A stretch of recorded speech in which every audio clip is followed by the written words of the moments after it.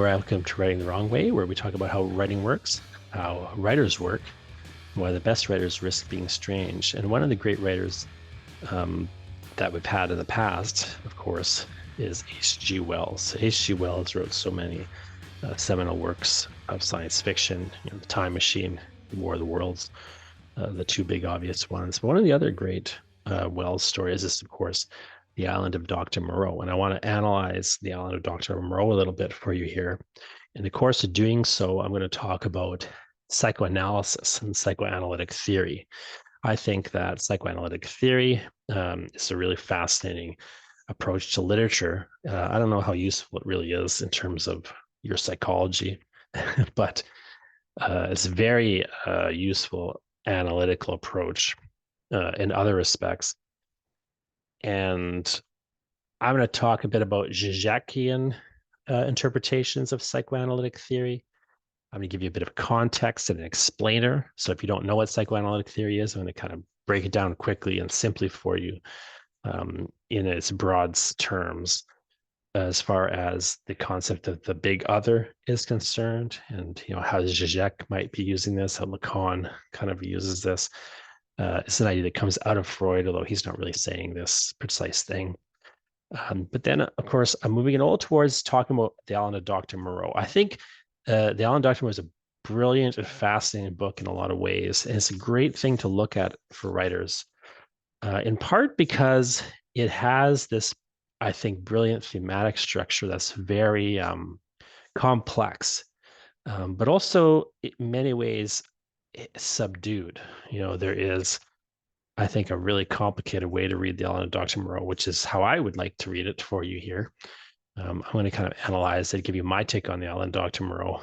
I haven't really seen other people offer this take. Maybe I just missed it. So maybe it's not as original as I think, but I do think I have a pretty unique take on Dr. Moreau here. I think it's the kind of thing that is worth just kind of listening to, hear what I got to say about it. If you like the book, see what you think about it. Let me know if you agree, let me know if you disagree. But just as a writer, if you don't care much about Moreau or Wells, I think it's a masterclass, this book, in how to kind of write an antagonist figure like Moreau in this very complicated fashion with a real character psychology that comes out in interesting ways. So I'm going to kind of again crash course you in the psychoanalytic theory of the Zizekian stripe. I'm going to analyze Dr. Moreau a little bit. I'm going to give my take on it. And I'm going to do this all in a context where I think I'm going to hopefully, I think, show you how I believe writers can really learn how to build and construct a character who has these sorts of deep needs, these deep motivations that maybe they themselves aren't really aware of, but we as writers, need to be aware of. So without further ado, we're going to dive into that. And if you enjoy this and you've been enjoying this podcast or enjoying my analyses or my interviews with people, please do sign up to my newsletter at strangeinc.ca. If you go to strangeinc.ca, you can sign up for my newsletter. That's an email that I send out. It's an email you can reply to. It goes right to me. This is the best way for us to keep in touch. And I'll keep recommending things to you. I'll keep offering my ideas and analyses to you. I'll keep giving out writing tips. I got lots of things to share with you. And then you can also hit me back. Let me know what you think. Do you like this take on Moreau or whatever is on your mind? What recommendations do you have for me? Strangeinc.ca is the way in to a good kind of structure. Let's just let the Zuckerbergs have and the Musks have their little toys out in the world. We don't need all that. We can connect directly to one another through our email if you go to strangeinc.ca. But now, let's dive into The Island of Dr. Moreau.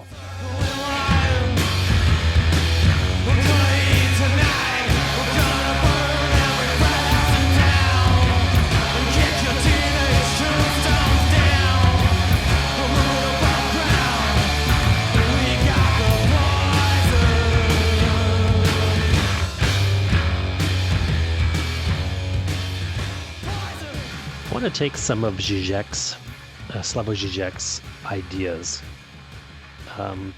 which of course he's drawing and altering from Sigmund Freud. So just to sort of give you a really quick historical lesson here, Sigmund Freud, of course, is the father of modern psychology in some ways, but certainly of psychoanalysis, the particular field of psychology that has been built on Freud's early psychological work.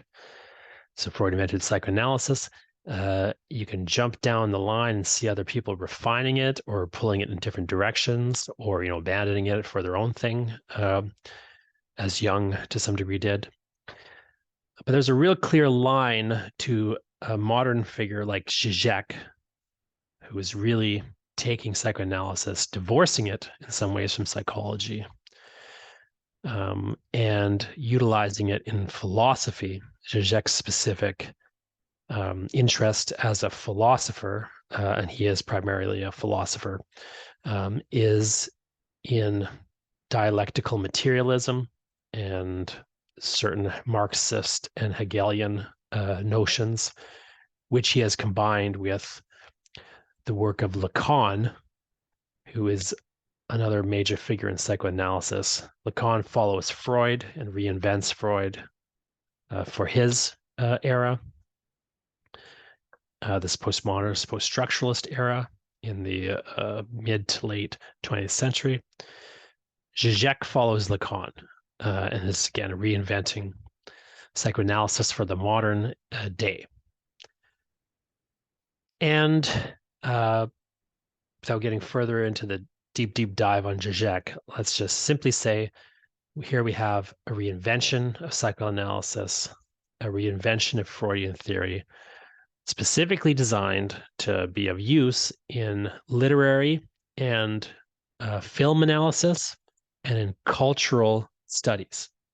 So Zizek is primarily a philosopher and a cultural theorist. You'll see that he uses in his lecture on ideology what he calls pervert's guide to ideology, because he's perverting, in some ways twisting standard interpretations of ideology and also of psychoanalysis. It's also a bit of a joke. But Zizek is sort of tweaking and changing, twisting some of the common ideas about ideology, even as he explains them through the psychoanalytic lens, again, building off of the work of Freud and later Lacan. And I want to take some of these Zizekian concepts and just apply them to Moreau to give you maybe an idea of how Zizek might understand or look at something like the element of Dr. Moreau. I'm not 100% aware of everything Zizek has written because, of course, it's not possible to be so. I don't think Zizek even knows everything that he's written. Zizek is famously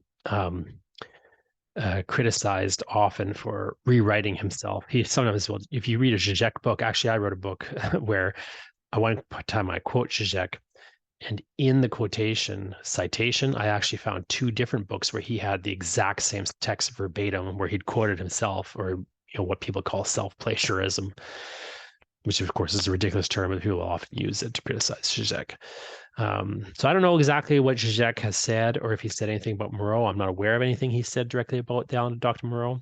Similarly, I'm not aware of anything Freud has said about the element of Dr. Moreau or Wells. Freud would have certainly known the element of Dr. Moreau. Freud was personal friends with Wells.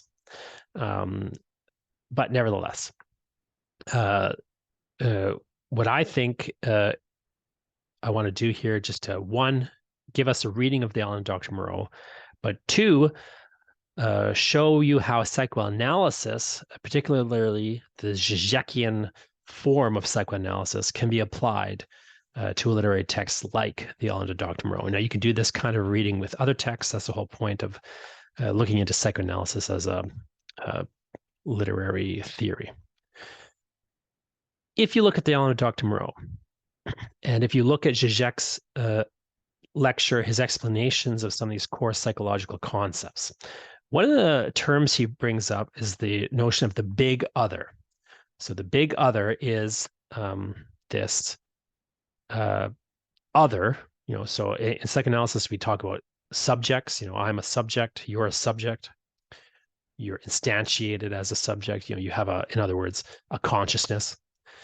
You're a person who has consciousness. You're a subject. And then we also talk in psychoanalysis about objects in various ways. And then there's also this idea called the other. The other is other subjects. So, you are you, I am me. For me, you are the other. For you, I am the other. And then there's more extreme versions of the other. If we have certain similarities as part of the same cultural background and so on, there may be some other for both of us, in the sense of our culture as a whole might be considered to have an other that it refers to in some way, shape, or form. So again, often a foreign culture or foreign identity. So very much, we're bound up in identity politics on a certain level here. But there's this idea, this notion in psychoanalysis of the other. There's a subject, and the subject perceives another. And fundamentally, the important thing here is the subject perceives themselves as different from the other. So this is a very complicated thing in psychoanalysis that I don't think we need to delve into too fully. But the core idea here is the subject perceives themselves as a subject. They perceive the other as outside of themselves, as another subject, perhaps, or as some other thing that they can't fully comprehend. But then there is this other, what Zizek likes to call the big other, which is this idea of an observing other. So, and often the big other is an authority of some sort. So the big other could be a government authority. So talking about the state as the big other, this observing force that again is surveilling us, or we at least understand or believe to be surveilling us on various ways. The government knows what you owe them in taxes. They will come for your taxes. This is the big other making a demand on you. In that case, a financial sense.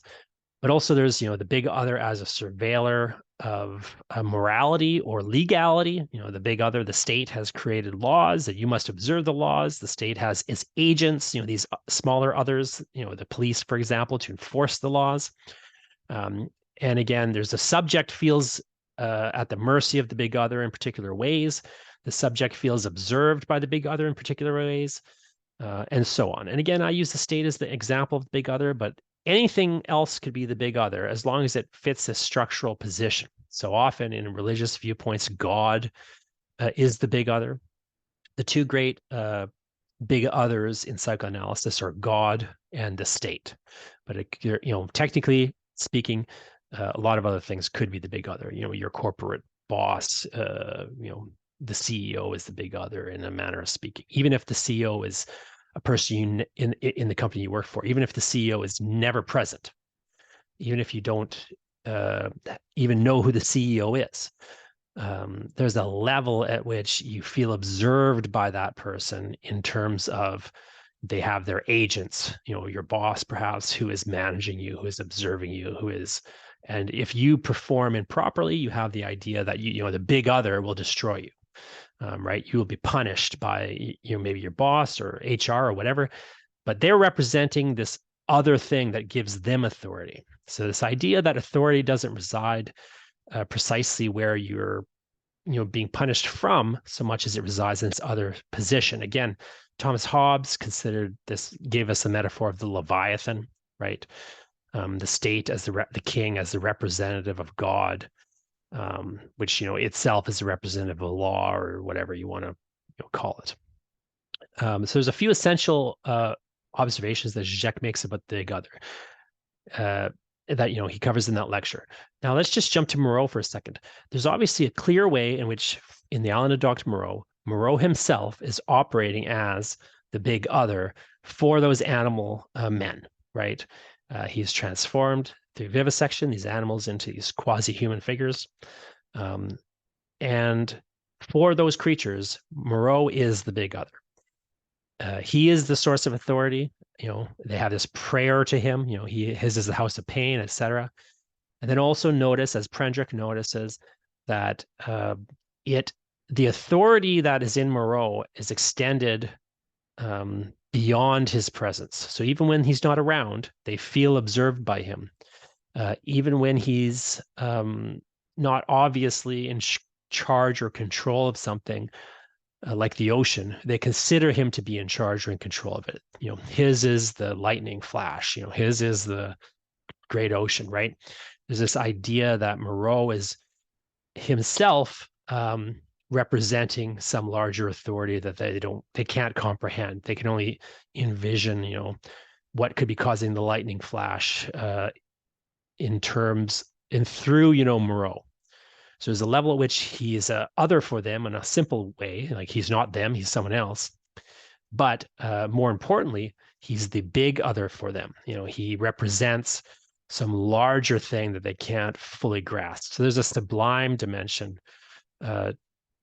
to Moreau for them. And this, of course, is why after Moreau's death, Prendrick can convince them that he still watches them, right?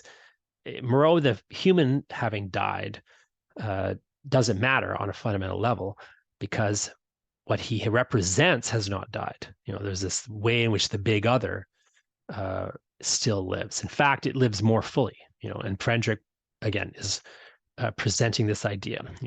Yes, he's not here anymore, but he still watches us. He can see us at all times, right?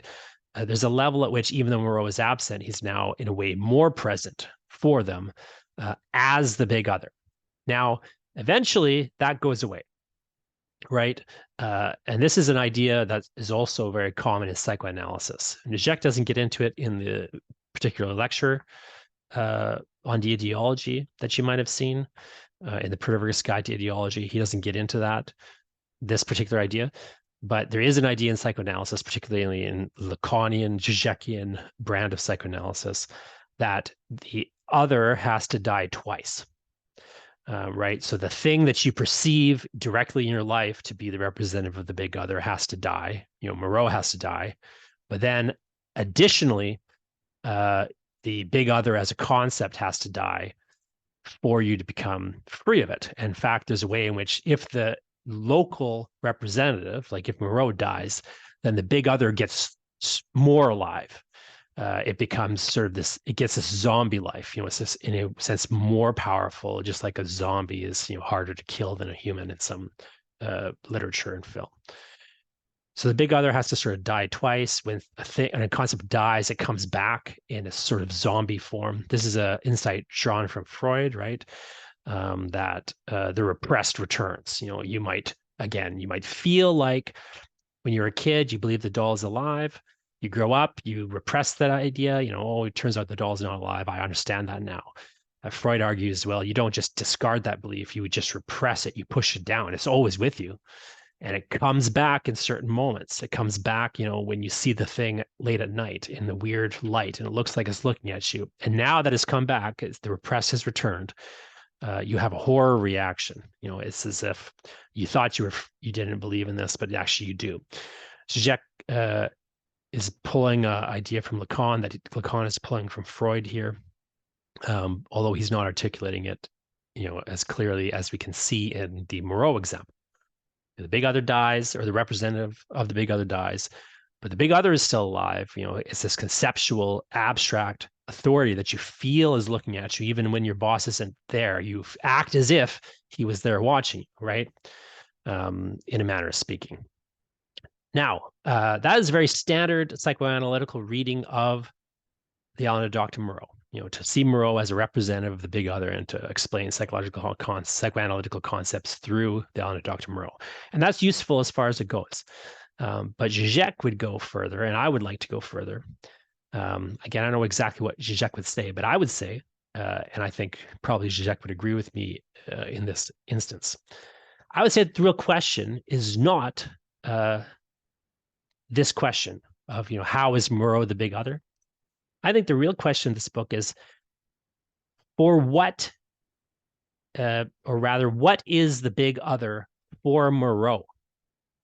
We can see clearly that for these animal men, Moreau is the big other on a certain level. But what is the big other for Moreau? In other words, why is Moreau doing all this? Prendrick asks that question when Moreau gives his little speech on why he's doing it. But please note that you don't get a satisfactory answer from Moreau. In fact, Moreau argues, Prendrick asks specifically, for example, Moreau gives a standard mad scientist kind of answers. Well, I don't really care about the ethics of it. Yeah, animals are animals, whatever. Pain's irrelevant. Pain's not important, et cetera, et cetera. Moreau dismisses the idea that the animals are in pain. Why even bother with, anesthesia? Pain is so meaningless as a concept. I can stab myself with this knife and not even feel the pain. And he does stab himself with a knife, by the way. But then Predrick, asks him, well, okay, fine. Let's accept the standard explanation, your conscious explanation as to why you're doing this. It still doesn't explain why you're turning animals into humans. Why not just turn animals into other animals or whatever, animals into boxes, turn an animal into some new thing. Why an animal into human? Predrick asks this. He sees it as absolutely horrendous, first off, in part because, it's objectionable morally to him. Moreau, since he has no interest in morals, just says, well, basically, this is the quote from Dr. Moreau when Moreau was asked this. To this day, I have never troubled about the ethics of the matter. The study of nature makes man at least as remorseless as nature. And he kind of gets into this. But previously, that's just sort of his broad answer, right? But previously, he's asked, well, why humans, though? Why humans? And his answer fundamentally is, this is, here's Predrick, but I asked him why he had taken the human form as a model. There seemed to me then, and there seems to me still now, a strange wickedness in that choice. But Moreau, dismisses this idea. Moreau says he confessed that he had chosen that form by chance. I might just as well have worked to form sheep and llamas into sheep, but I suppose there's something in human form that appeals to their artistic mind. Now, that's Moreau's answer, and that's his conscious answer. That may even be why he believes he's doing it. But I think that is as an answer, it doesn't really make any sense. And it particularly doesn't make sense in terms of there being a big other for Moreau. Let's assume that for Moreau, there is a big other, as there is for all. What is the big other for Moreau? Again, why is he doing this? Why is he turning animals into men as opposed to doing something else? Well, I think the answer comes in that line about being as remorseless as nature. The true interesting approach here, I think, so my interpretation, and I would argue a strong and psychoanalytic interpretation here, is that it's a mistake to misread the novel the way Moreau, and take Moreau seriously and straightforwardly. Moreau seems obsessed with turning animals into humans, but he says that's just a random decision. He doesn't really have an investment in doing it. He just happens to be doing it. He's doing pure research, and so on, as Zizek would say. But I would suggest that the opposite is the case. I would suggest that really what Moreau is trying to do here is transform himself, a human, into something, into an inhuman, into an animal. There's a level, I would argue, that really, like, the surface level where he's transforming animals into humans is a distraction. What Moreau is really trying to do is transform himself rather than the animals. And he's trying to transform himself beyond being human. Moreau, I would argue, is troubled with his humanity. Look at the things that he's done. So first off, the fact that he is pursuing such an anti-social scientific experiment in such a particular way. Note, please, this fact that Moreau's experiments in animals are so extreme and are taking such an extreme form that he has effectively been cast out of society. There's no reason he couldn't have simply pursued these experiments in a slightly different way. As Predrick notes, there's less offensive things you could be doing and just doing the same thing. But Moreau has to do the most offensive thing. Why? Because Moreau wants to be removed from society. Moreau complains that he has been driven to an island, but of course, what he really wants is to be on the island. He has extended himself away from society. He has removed himself from human participation in a social group. In other words, Moreau has broken the social contract. If we look at what Kant and others say about the social contract, one of the things they say is you must be forced against your will to be part of the social contract and to have the quote unquote freedom of a person in society. That's not what Moreau wants. Moreau doesn't want the freedom available to humans. Moreau wants the freedom available to the sovereign. Moreau wants to be the God and be the state. He wants to be the big other. So he needs to perform horrific experiments in order to be rejected by society. Moreover, I would argue that one of the unconscious motivations here is a challenge and a death wish. If Moreau can go again, Moreau claims not to believe in God, and therefore isn't concerned about the abominations of what he's doing. He doesn't concern himself or believe himself to be struck, that he's going to be struck down by God, for example. He, at the same time, he is trying to transform himself into a god in the eyes of these creatures. And I would argue that there's a challenge inherent in that. Perhaps, an interesting way to read this novel is that Moreau has a certain death wish. He wants to be disproven. He's much like often a Catholic, lapsed Catholic will do. They'll commit sins just to see if they'll be punished. They don't believe in God, but yet they're committing sins simply to be proven through punishment that they're wrong and that there is a God.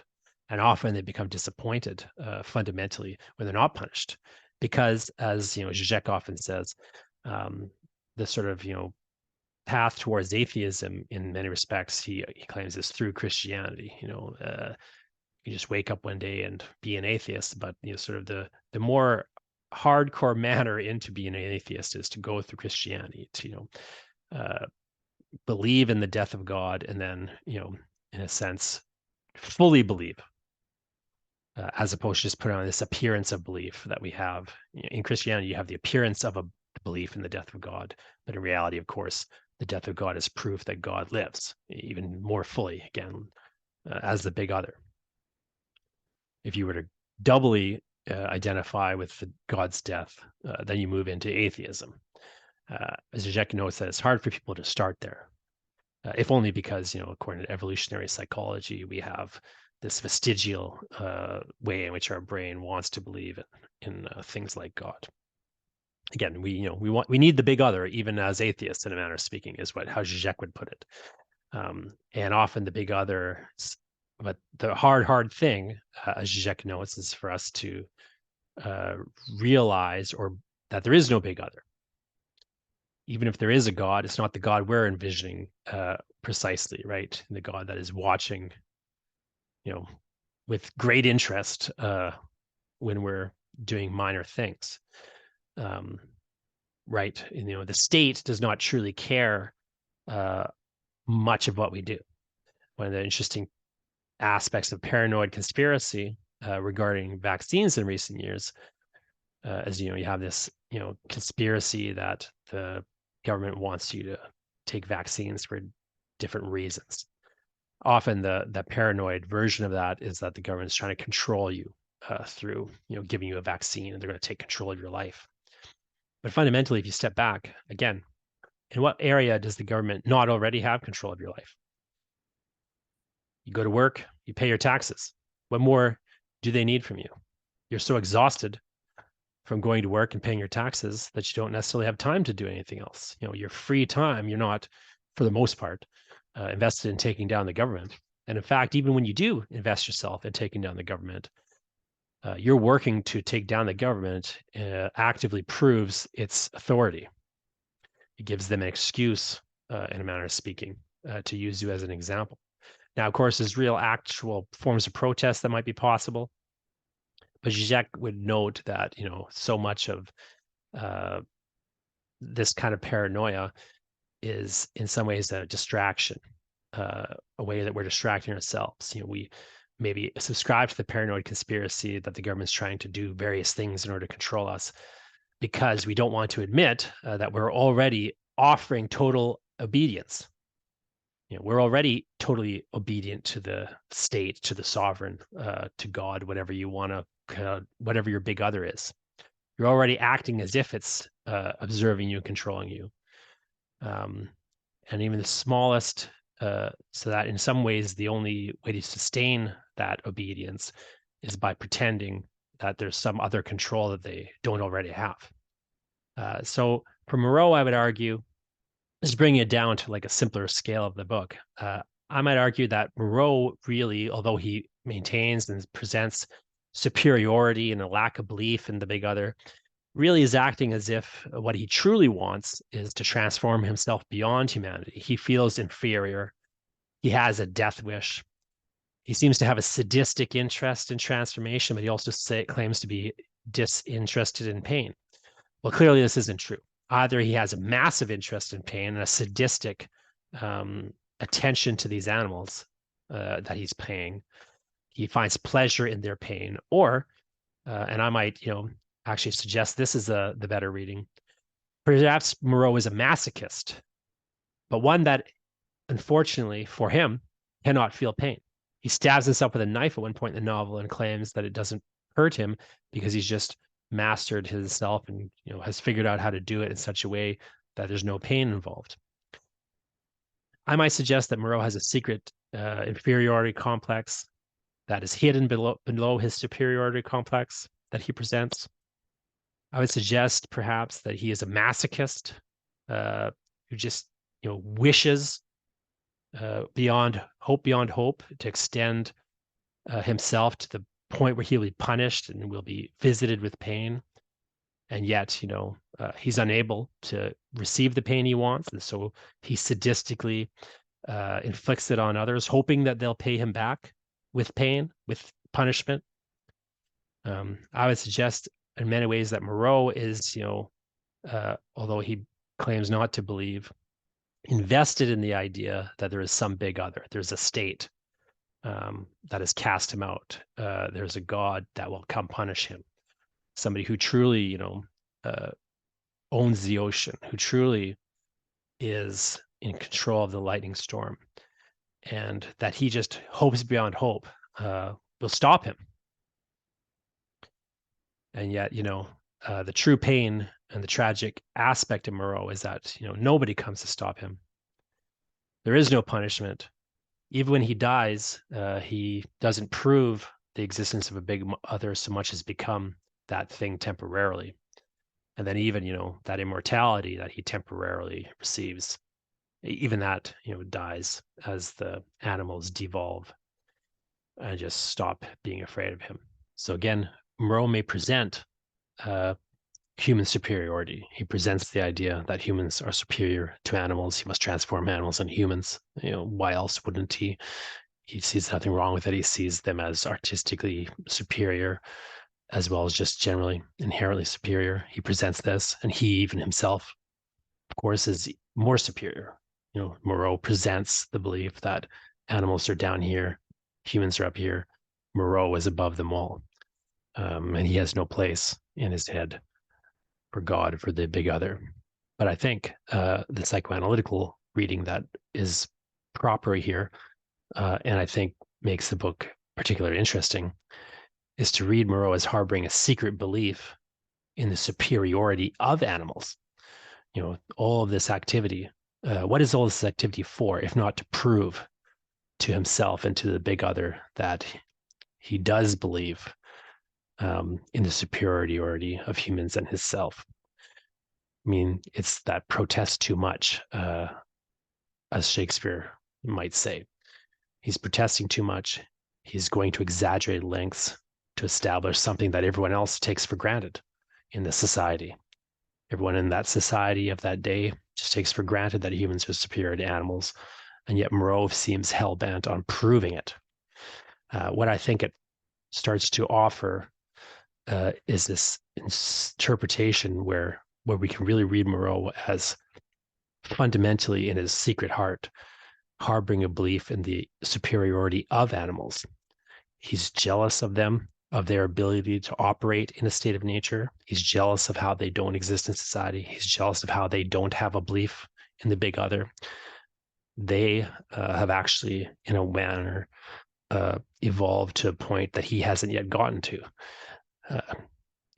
All of this trappings of humanity and civilization, society, and the big other has come in, is produced and separated humans from the animals in a fundamental way. Moreau, in a sense, is jealous of the animal nature, of its simplicity, of its lack, its freedom, the freedom of the state of nature, the freedom from the big other. He wants to return to that state. He's attempted to do so by moving to the island. He's separated himself from society and so on, but he cannot shake Big Other, even when he becomes god of the island. There's a manner in which it's not enough for him. He just can't escape his humanity. He's doing everything he can possibly do to escape his humanity, but he can't do it. He can't be as pure as those animals. He can't be as free. So he has to try to punish them, to pull them away from their animality. It's the only thing he thinks he can do. He wants a transformation that he cannot have, so he'll force upon them a transformation that they don't want, they can't even conceive of. And of course, which is just abominable.